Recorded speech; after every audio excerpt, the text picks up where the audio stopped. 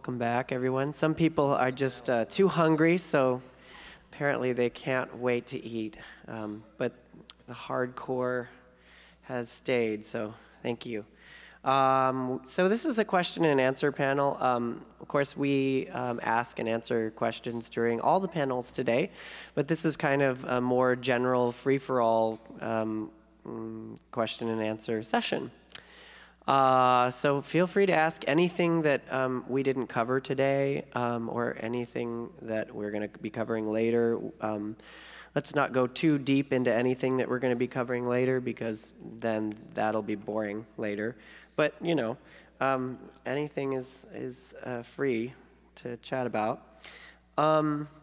So our wonderful moderator for this question and answer panel is Kevin Tone here.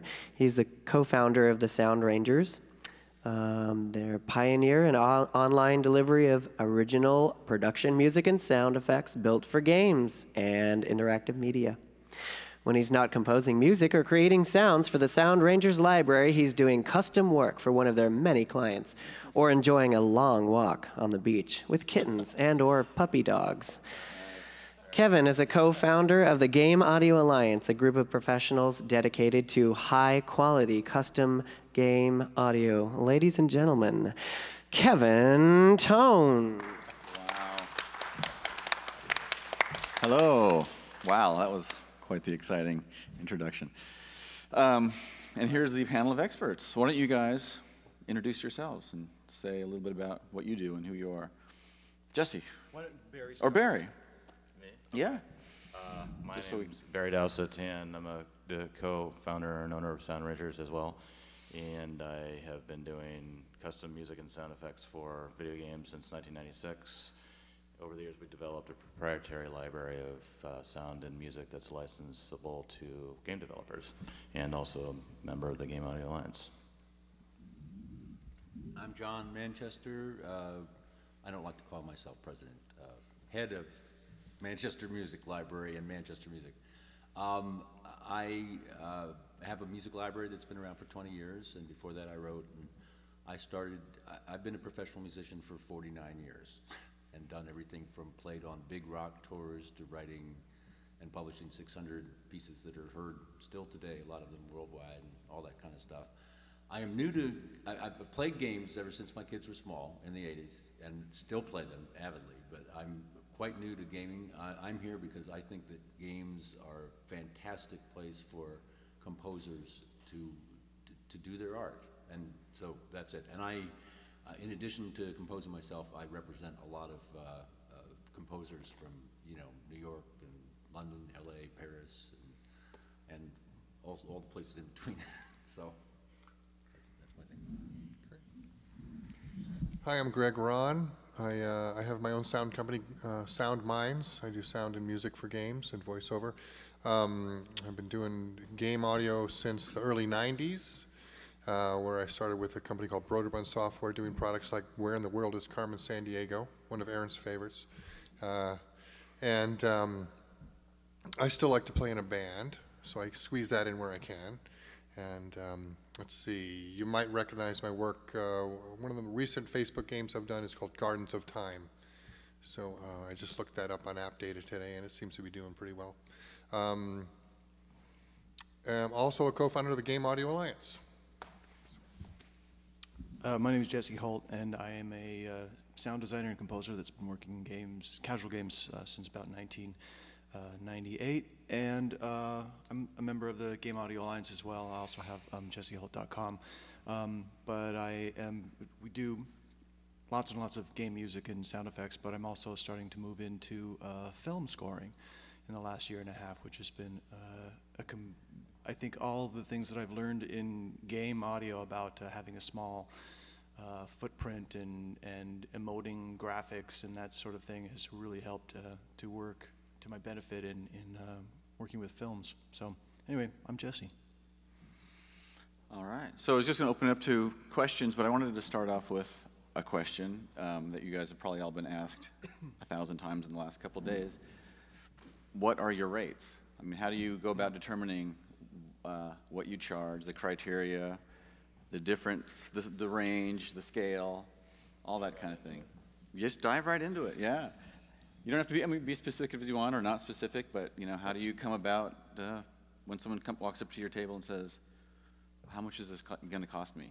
I'll just preface the statements that are going to come after this, but this is something that, as you guys in the audio lines know, that something that comes up all the time, and it's one of those things that people don't want to share that kind of information. Right. Because they're, but people, if they're undercutting people, then they don't want it to be known that they're kind of like doing that thing. So did we ever agree that there was, or come to a conclusion whether or not there was a standard for a minute's worth of music? Or well, it's more like what's the criteria you put into determining the price? What are the variables when someone says, hey, I need sound for my game? What are some of the criteria you would say, okay, well, what is it? How much sound? How many tracks of music? How complex is the music? How complex is the sound? What type of game is it? Those kinds of... That's exactly what we ask. That's the question. Well, I can speak a little to that. I think part of the problem is, first of all, what are we talking about? An orchestral score, or is it an 8-bit, 4-channel, 4-voice arrangement of a melody? Those things require vastly different amounts of work and time to produce. So you got to kind of quantify what that is, first of all. And I think another part of the problem is, for instance, when I first got started, I had no idea what to charge. What do you charge for music? And so I asked around to various pros that I knew were doing it, composers I knew were doing it, and I heard different rates from, $1,500 per finished minute, $1,000 per finished minute, and back in the 90s, it seemed like the $1,000 per finished minute was kind of like the standard. But again, it's all elastic because what kind of music are you going to produce and how long is it going to take you? And the other side of that coin is what the market will bear. What does the person who's paying the money have as a budget? And are you so busy right now that you can't afford to work for a certain amount, or are you currently not working a whole lot so you can? So it's all really flexible, and I think those are some of the elements that make it such an elusive thing to nail down. And that's unfortunately hard for developers because they want to come in and compare and see who am I going to use here. And it's not like groceries where you can just go, okay, oranges at this store are so much a pound and they're so much a pound over here because of those variables. Mm-hmm. Any other questions? Is it ever too low? Is something just absolutely too low? Like how do you won't go down there? I think free is too low. Free is too low. Yeah, I think again it really Free, amen. yeah, free. Yeah, right. I think it all comes down to what your production pipelines are. I mean, obviously doing, stringing acid loop libraries together is a far different production path than doing high-level John Williams-esque cinematic orchestral stuff. So for us, we have to take a look at what's involved, the time it's going to be involved, the complexity of the music, how much knowledge as a composer do I have to bring to the table to even get there? Am I the right call for doing hip-hop versus orchestral versus, bluegrass or whatever? So through all of that, we kind of make a determination on, what is needed, how much music is needed, get some sort of idea from the developer where we're looking at in terms of budget and so forth. And I think that, one of the things that you also have to take into consideration as a developer looking to hire a composer is, what are you going to get with the rates that you're paying? Because I think that in a lot of cases, as a composer, you spend years and years and years and years being able to even get to the point at which you can compose. You also spend a lot of time figuring out how to get Logic to do what it needs to do and get your sample libraries to work and your slave machines to talk to one another. And that, outside of the compositional process, is massively complicated and time-consuming. So, and maintaining your gear, all that sort of stuff you have to take into consideration. And for me personally, it costs money to do music. I've invested my life into it. I've invested tons of money into it. I'm not going to do it for cheap ever. And so, for all you developers out there, just know that it's not something that I can just get out of the refrigerator and hand to you. It's like it takes a lot of work to do it right. And in the end, it adds stickiness to your game. People start to recognize that, wow, I really love this game. And part of the reason is because I'm, whistling Ravenwood Fair when I'm frying eggs in the morning. It's like, I'm going to go play it while I'm at the office now. Why? Because I remember the game. Because there's, I wrote a melody, or the composer wrote a melody, and it's now very exciting to listen to, and is helping to brand the game. So it's a lot of everything. I mean, we could sit here and talk about actual pricing, but the $1,000, still to this day, the $1,000 is sort of the benchmark, and we see it go really low. We see it go much higher. We see it go way, way, way higher with film guys that are very well known that are doing game stuff, and they can charge that fee because that's who they are. And you get sometimes new people coming in with a Mac Mini and a couple of GarageBand loops, and you may be able to charge $100 for that. But I think in the end, as a developer, you should recognize that having quality stuff is going to really add a lot to your game. Anyway, sorry, did I take too long on that? Yeah.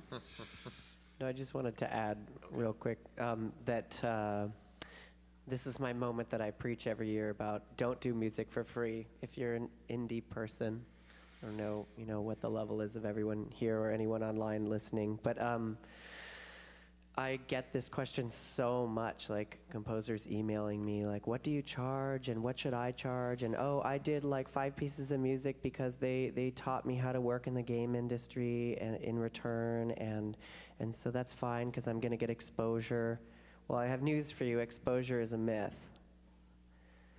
Exposure is how good are you, with what you put out there, and if you don't believe in yourself to charge money for what you do, you're never ever going to be professional. So if you keep waiting for someone to tell you that you're good enough to charge $500 or $750 or $1,000 per minute, it's never going to happen. You have to decide that. And what the negative side effect of doing things for free or for really cheap is that you're taking work away from people who have invested their whole lives in studying music and creating music. And you are actually going to hurt yourself because down the road, music will not be worth as much if everyone works for cheap. So, just put some thought into the actions that you take as far as, and it's tempting, but if you have good stuff, and you believe in yourself, you should charge. And if they can't afford that, then work out other deals, like maybe you get to keep the rights to your music, so don't just give it away. So anyway, that's my preachy moment. What would be, other than giving away music or doing something for free, what's another way that a beginning audio composer, sound designer could get into the business? Coming to conferences like this. Really just networking, getting to know people, and having a good website, having a good active Twitter account, anything and everything to get yourself out there and known. Getting involved in presentations, just basically getting yourself out there. Yeah. Yeah. What do you guys think? I've seen a lot of guys do, take some gameplay footage or a movie trailer and just do incredible sound design to that, and re-sound design it, and that's kind of a good way to do it. Get good quality graphics with their sound design so they can use that as demos when I've seen that too, and there are a lot of game developers that have forums on their websites, and you might think that those are simply for people outside of the company, but actually there are quite a few people within the company that are scanning those and looking for talent on there, and so if you already have an appreciation for what it is you're capable of doing, and you have an understanding of what fair rates are, you can go in there and represent yourself on some game developer's website and possibly get the job. But I also think that sometimes you may not get the job if you're too cheap, because they might think that you're amateur and too cheap. Right, perceived value. Right. Yeah, you can be too cheap. It's possible. I don't even know what you said. You don't get the gig because you're too cheap. It's possible. It's all perceived value. Right. Yeah. I'm really here more to learn about this particular question than I have to offer, but I would just add to what Aaron had said. Music rights are actually a huge issue, and as a composer, your the rest of your life and your retirement is dependent on what you own. And that means a writer's share and a publisher's share, all of which at 2:30 will, I'm sure the ASCAP guy will get into that in more detail. But one thing I think for young people getting to something, you know, if they're not going to work for too much money, is to try to hold on to as much of that as they can. And if you can get somebody to pay you maybe a low amount of money, but own the music after a period of time, then that might not be a bad deal, because you're actually not giving it all away. Yeah. And I can speak from personal experience. There is nothing worse than writing a piece of music that you went, wow, that's one of the best things I've ever written, and then realizing that you can't ever do anything with that again, and that you've got $500 or $1,000 or $2,000, and that's it. So, anyway. Another question. So how does one go about, for custom music, for hire, retaining the rights to that, to different parts of it? Is that any ideas? I think that's a topic later on. I don't want to ruin too much of it, but Yeah. You know, basically it's just a question of representation. You need an agent, frankly, you know, to help you to negotiate deals like that, because that's thorny territory. And you as the creative person don't necessarily want to get into conversations like that with the person that you're going to eventually be collaborating with on a creative level. And that's why it's really good to have someone with experience in negotiation go after those kind of rights and make it happen for you. all right. All right. So how about, no other questions? Anybody? No? There's a couple. I do realize the importance of having your website to demonstrate your wares, and I wonder if anyone can recommend a way of delivery of audio that, I mean, anybody worth their salt can capture audio streaming or otherwise on a computer, but what would be the most secure way that people aren't just going to download what you've got and then you have to go looking around for who's stealing your sounds?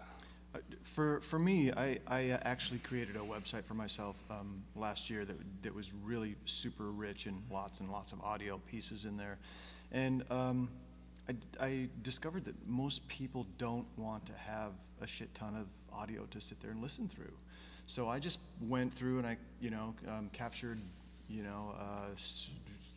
some some video from my computer, and just kind of did a quick little edit and put together a 30-second, minute-long piece that's got samples of a bunch of menu stuff and in-game stuff and stuff like that to just put it in there.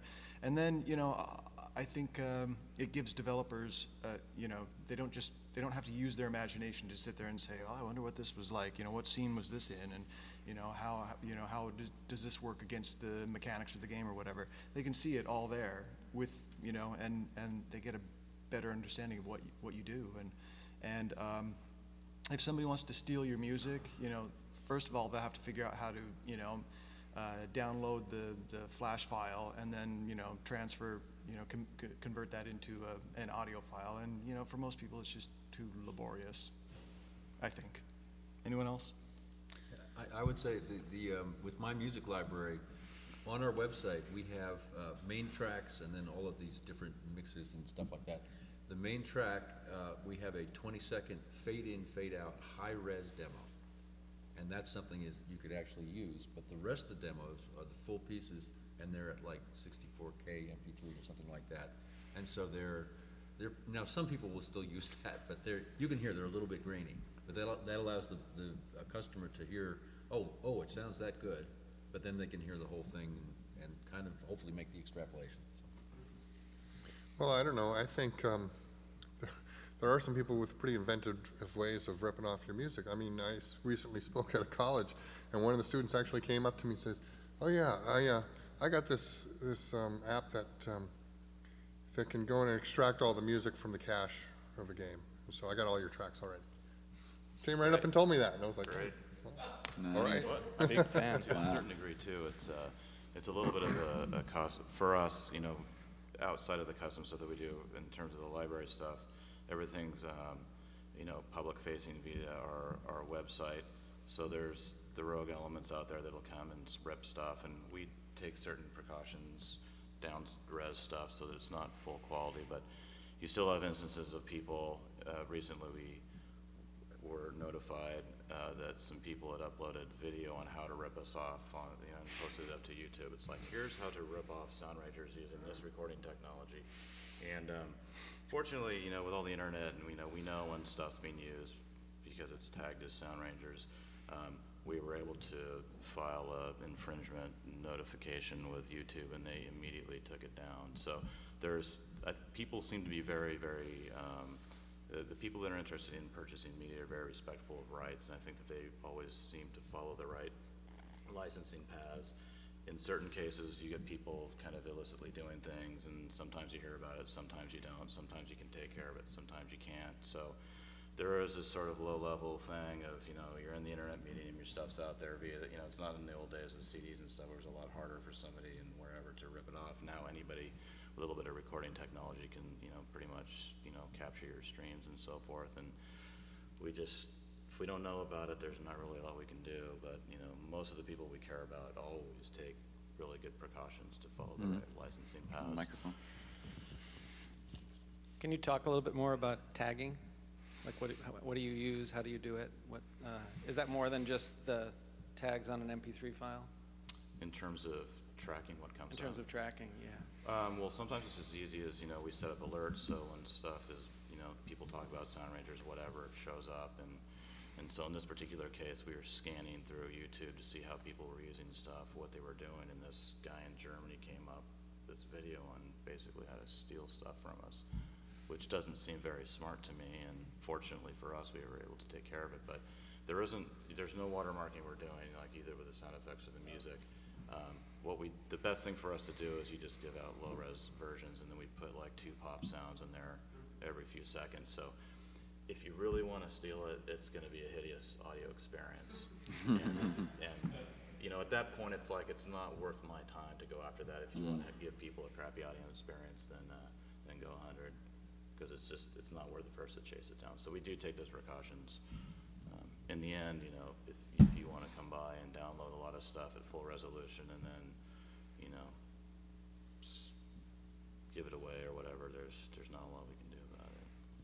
Do you recommend that? Do you recommend sticking in pops or, you know, property of Sound Rangers? Well, we've been doing it a long time, and we've always either added some sort of white noise filter or pops, and some of the other libraries will put, you know, little audio stamps on it, so it's impossible to really use it without it having a female voice stating something throughout. So I think that a little bit of work on the front end, it's kind of a hassle to insert that stuff in, but it helps for sure. And so that's, I mean, if anybody has any better ideas, let us know for sure. I'd just add one other thing, which is that I don't lose any sleep over this issue, even though it is a serious issue. Any place that someone is going to use your music that is actually going to make money and it's going to have a high profile, you know, you're either going to get performance royalties or you're going to find out about it and be able to threaten them with, you know, a lawsuit and so on. And I don't worry about people just taking it to listen to it. I don't think about it because it's going to happen. Yeah, no, we found that quality developers will generally get their assets legally, and so anybody who's going to steal it, probably not going to make any money off of them anyway. There's also, you know, like the TuneSat stuff. There's, you know, these higher level entities that are actually able to go out and capture, you know, fingerprints of what's being broadcast and so forth, and sometimes we don't use the technology, but I've heard that it's actually proved pretty fruitful in terms of tracking, you know, broadcast performances of stuff that was never licensed correctly or licensed at all. So. Just want to make a quick suggestion. And when I was first looking for music tracks, I'd download about 10 low quality ones, and they'd have that little beep or whatever it is.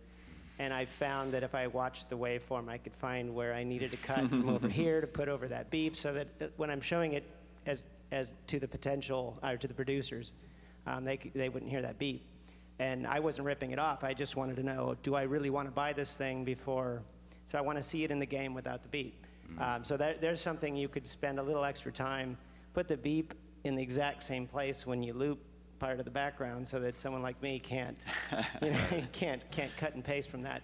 But I do want to, I would like to say also that compared to my other costs, getting sound effects and music is so cheap compared to all the art that I have to pay for to go into my game. So I just highly recommend just do it right and stay legal on it.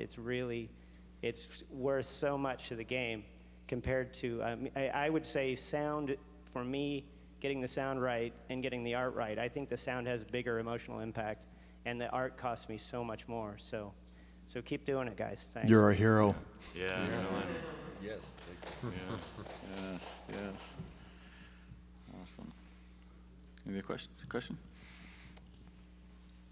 So how do you find out a game that you want to bid on to do? How do you know who's got a project that fits your skill set or what you're into right now? And I mean, not so that you can tailor a pitch and a demo for that project.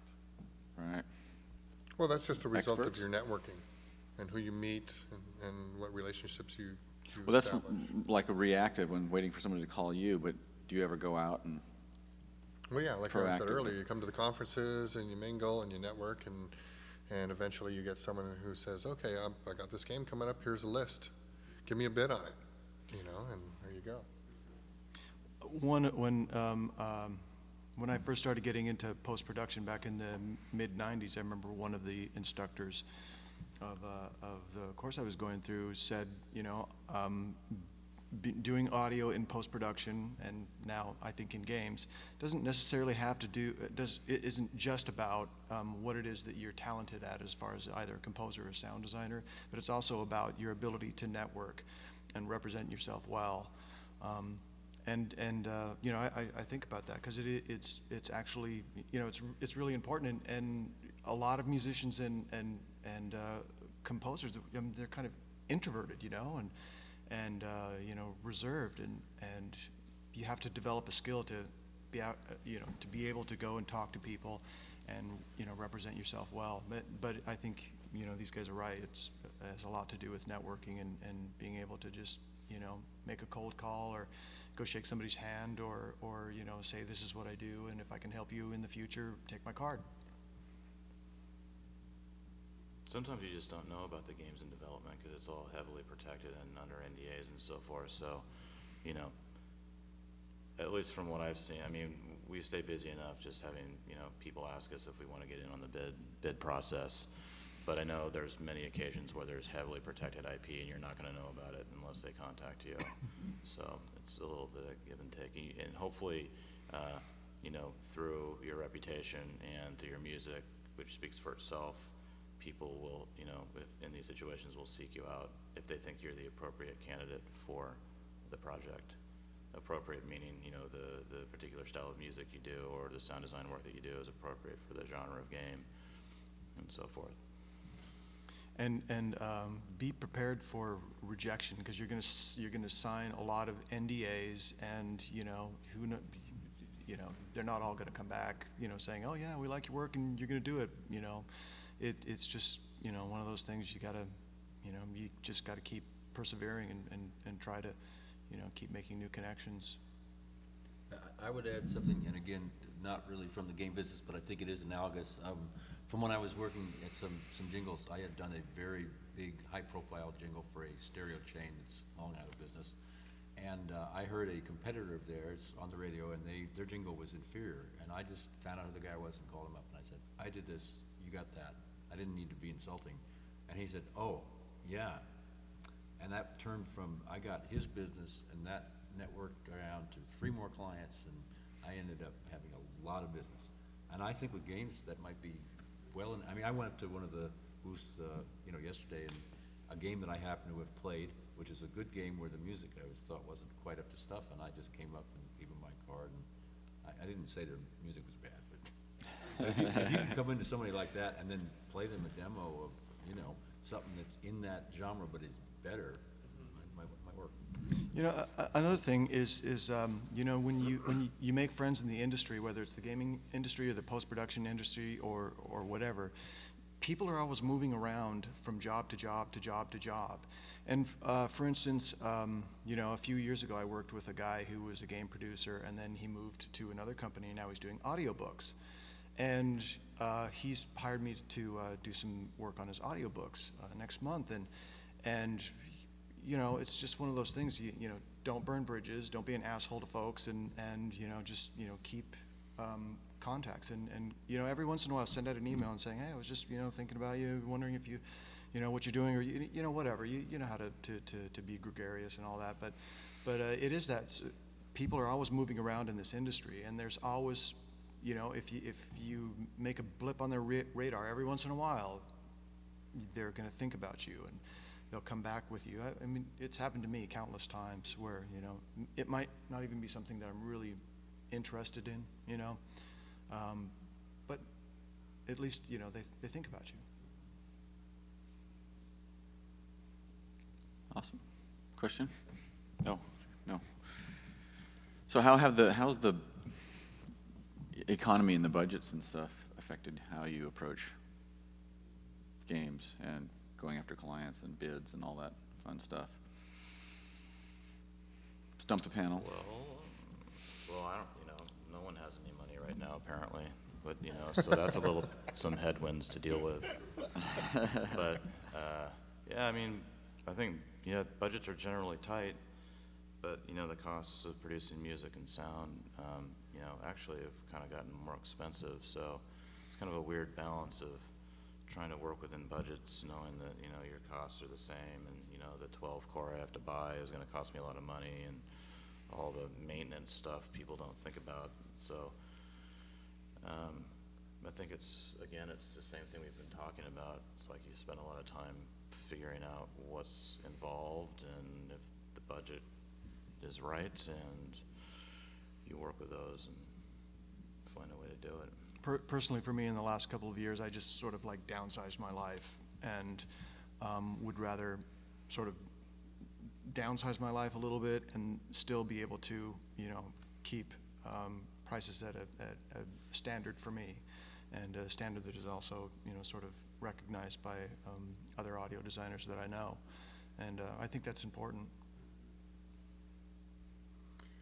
Well, you know, there's a lot of VC money in social games, and there's a lot of game companies sprouting up all the time, and there's you know, well, there's the economy thing, but I think social games are bucking that trend, and I still get these perplexing calls like, well, we just got $18 million of funding, and we're going to be doing a ton of games, and we want you to lower your rate even more.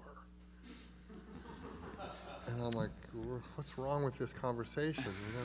Shouldn't it be, we can finally pay you your full rate now because we have money, and we want it done right?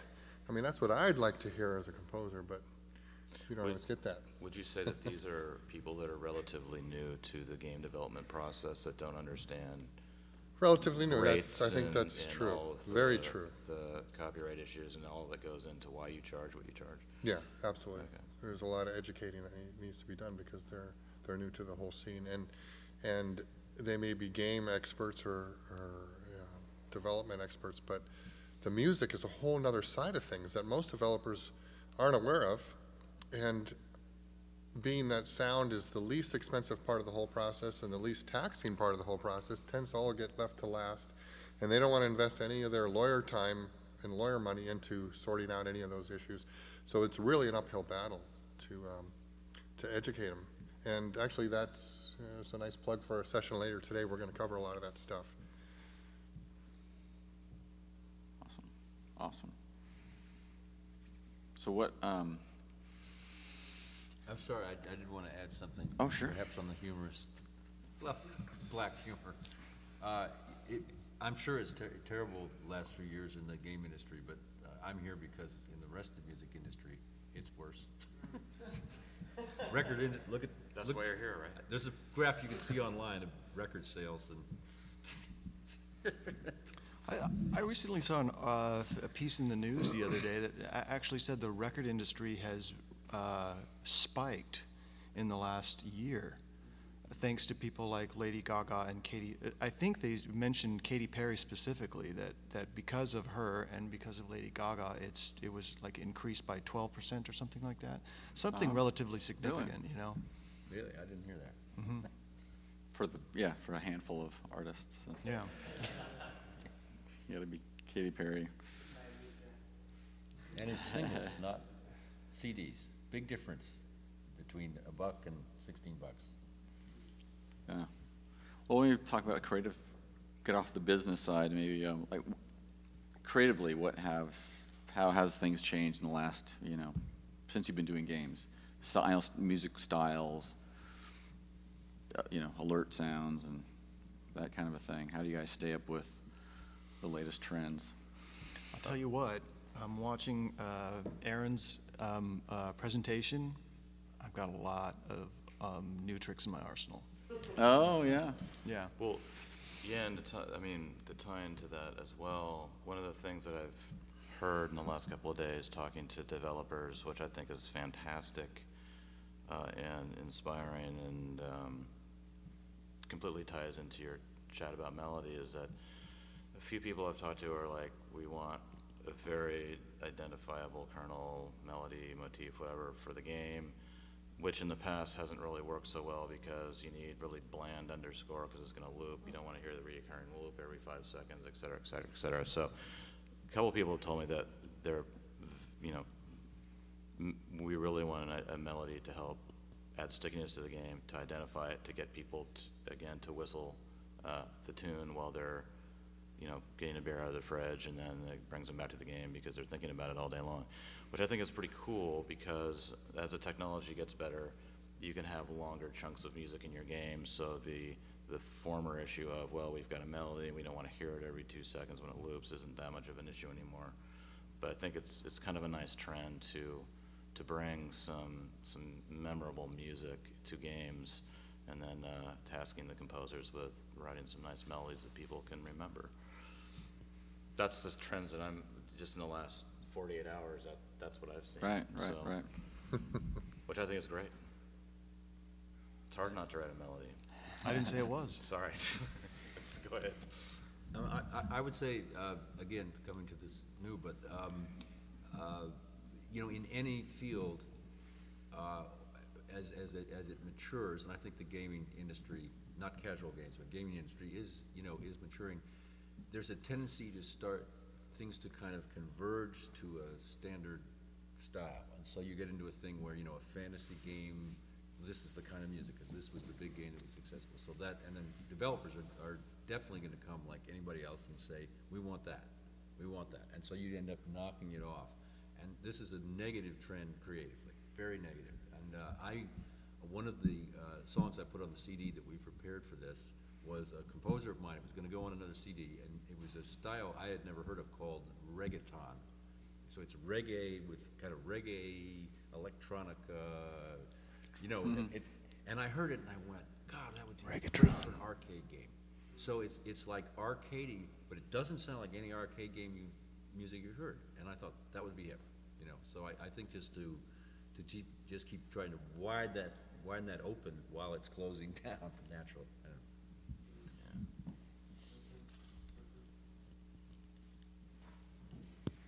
I just wanted to say, I completely agree with you, and something that I've seen in the casual games sphere over my 5 years being a part of it is there is that cookie cutter mentality, and it's more than just music. I mean, I can't speak to all of those other things, but it happens in themes, it happens in types of games. So it's like, this is a match 3 game, and this is a hidden object game, and that's fine, but it gets to a level that's like, it just destroys creativity, and that's fine. But I think if you want a game that really stands out, you want it to sound different than the other games, or else it just blends in and it's just like a copycat.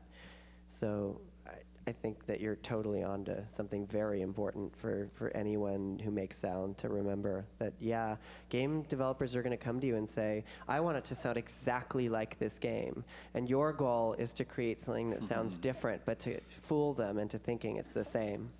Well, so that's a really question. That's a great question. So, Aaron, how do you deal with that sort of thing when you're say, we want it to sound like this Facebook game, and you're like, well, I'd rather go completely the opposite direction. How do you balance? Okay, so I mean, real life example. When I did Ravenwood Fair for John Romero, he sent me a Super Mario RPG track, and I'm a big fan of all RPGs and Japanese composers, so that was, awesome. But I also, well, first of all, I don't want to get sued for making something that sounds exactly the same, but second of all, creatively, that's not something I want to do. So what I did is I took elements of that song, like, okay, these are, like, this is how many seconds it lingers on the A theme before it goes on. First of all, I made sure I wasn't doing it in the same key as that piece, different tempo, but I kind of took certain elements from it, like like the orchestration is very, very similar, the instrumentation is very, very similar, but then I just, kind of created my own thing, and then he hated it at first because it didn't sound like what he wanted. But by the end, I mean, on his blog, and I didn't know this because he never told me, but I read it on the blog, that he was really happy with what he ended up with at the end. And he said it sounded completely different from what I originally asked for, but I didn't notice that it did. It was just like, I thought, it was great. And then you go back and, oh yeah, my original idea, it's not like that at all. But whatever you can latch onto, for me, it's a feeling. It's really hard to put into words what that is. But for Ravenwood Fair, it was like, it has to be cutesy, cuddly, foresty, Renaissance fairy, and I just took those ideas and came up with, we came up with a lot of melodies for that before sticking to one. But I don't want to make something that sounds exactly like that track. Well, it's an interesting comment too, and he probably didn't realize he was going to get taken down a different path until he heard where it was going. It's like when you start composing a piece of music and you have an idea of what you're going to do, and then you end up in a different ballpark. But it's cool. I always think that's an interesting process, that I sometimes fall into. But I think from a development standpoint, people have to have a little bit of an open mind to the fact that, if you use the same palette, but maybe change it in a way that brings a new identity to the game, like, you should be open to that happening during the development process. Accidents accidents are wonderful. Yeah, exactly. And never think that you know exactly what you want, because that's when you're truly lost. Or never think you know exactly what you're doing either, because that's only at that moment is when you don't know anything. It's you're always keeping that open mind is good. I do want to add something. When I was doing lots of industrials, corporate things back in the 80s, what I discovered was that I would write a piece of music and I would be really happy with it, and then I would just sell the client on it. And no matter what they asked for, if I thought I had something and if I could communicate my enthusiasm for the work that I just done, play it for them, and communicate that, sell it, basically, it worked a remarkable number of times. Because if people don't know what they like or whatever, then the composer's really excited. You got to hear this. It's up. It can work. Well, that's true, and sometimes I think game developers don't trust the composer enough, because if something's gonna work, and so it's like they might be tripped out that it's not exactly what they wanted, but they might be closed-minded to the fact that you hired the composer, the sound designer, because we know what we're doing, and so it's about both. It's about a balance.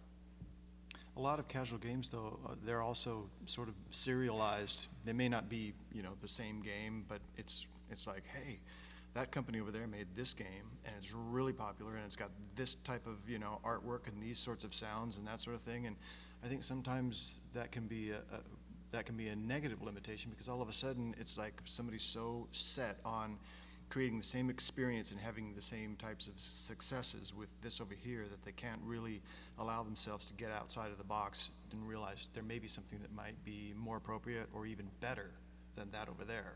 for the game. Imitation is flattery, but cloning is scary. Yeah. Yeah. Awesome. Any questions? Just wondering if you guys agree with Dimitri from earlier that sound designers have to be composers, and just talk a little bit about the integration between music and sound design for the projects that you work on. That's a good question. From a process standpoint, are you in charge of all of that, or how closely do you meet with that person? How early in the process, that sort of thing? Or which comes first, music or? Yeah, I mean, I think you have to also weigh in how busy you want to be too, because I think, you know, especially in the social realm, you're really expected to do music, sound design, voice, and whatever else that goes into that. And I think to focus on one skill set is a great thing, but you run the risk of not being the flavor of the moment. You know, if you do one genre of music really, really well, that's great, and you'll get hired doing that specific thing with music, but it could also be very narrow. And you run the risk of maybe not getting as many gigs as if you were doing music, but you also had a fairly accomplished sound design background, understood integration, understood the voice process, and that's a lot of stuff to do for one person. So that's that, but I think from a sonic standpoint, blending sound and music together in a harmonic sort of way so they blend well together, they're not clashing. You know, maybe there's something in the sound design that's built upon the harmonic and melodic components of the music. Then it really helps to have, if you're a sound designer, to understand music, I think, how it works, and hopefully, you know, how music is structured and how harmonic components can work together. And again, it's like that takes some knowledge and doing it. I think it's definitely helpful. I think you did a whole thing on this last year, so maybe you can speak to I didn't as think well. that it was. I don't think that being a composer is you know, absolutely necessary to being a good sound designer. I think having you know, a good musicality, you know, good musical sense about you is just. Because I know some sound designers in the film industry that I've recently met in the last year or so, and that's all they do is they do, you know, sound design. They do, you know, real life elements, and they do it really well. And you know, I don't necessarily think you need to be a composer to do it, but I think, you know, having a good, strong musical sense is probably more important than that. That's just my opinion. Kind of depends on, I mean, if you're involved in a game where you're making space creature sounds all day long, maybe it's not as important, and your focuses probably should be on, you know, how do I create something that doesn't exist in this world? And that in itself takes a ton of time. Yeah. I think probably in the social realm, you're more apt to have level ups, power up sounds, you know, holding hands with the music and all that sort of stuff. But I mean, at least we've been in situations where we're just doing this crazy sound design stuff that has nothing to do with the music because there's no music that's supposed to be playing at that point, so it doesn't matter anyway. So I guess it's kind of all over the board. You know? And I'm not sure about this, but it seems like, you know, because the way audio is perceived in the video games industry, especially casual, as it's sort of like the redheaded stepchild kind of thing, that you know, that it makes audio guys have to do a whole lot more, as opposed to and really have a wider set of skills, as opposed to you know, working in other industries where you've got a designated, you know, composer and a designated sound designer, and then someone to edit and somebody to do those sorts of things. It seems like you have to do it all. Yeah. And you know, because of the budget. Yeah, that happens. In my experience, I've been called in to do music only, or another game might be sound design only, and they already have music done, or I'll be called in to do both. It's easier to do all of it because you know your sound design is going to be in tune with your music track because you're the creator of both of those. When I'm called in to do sound design and the music's already done, I ask the client, give me the music so that I can make sure all my sound design is going to work with that. And so they definitely have to work hand in hand for sure. But whether it's a separate person doing it, I don't think that's as important as the fact that you make it a cohesive experience for the end user, and you have to hear all the assets that are going to go into that mix. All right, awesome. Our time is up, officially up. I have one burning question, and I'm Yes. sure the audience wants to know too. Is Kevin Tone your real name? It is. Yes, All by the right. way. There it is. I was born into it. So, yes. All right. Thanks, panel.